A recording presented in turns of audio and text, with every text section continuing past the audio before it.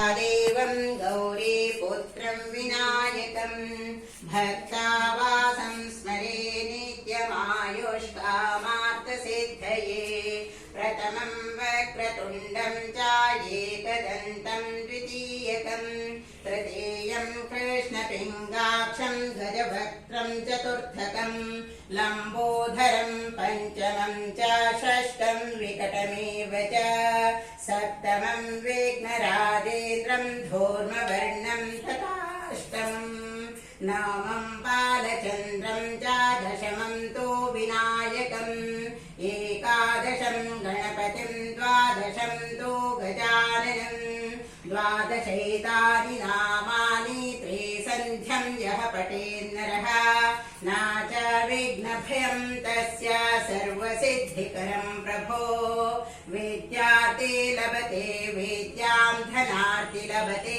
धनम् पुत्रार्थे लभते पुत्रान् मोक्षार्थे लभते गतिम् जपेत् गणपतिस्तोत्रं षड्भिर्मासैः फलं लभेत् संवत्सरेण सिद्धिं च लभते नात्र संशयः अष्टभ्यो ब्राह्मणेभ्यश्च लिखित्वा यः समर्पयेत् तस्य विद्या भवेत् सर्वगणेशस्य प्रसादतः।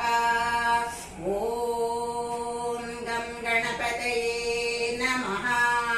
ॐ गं गणपतये नमः।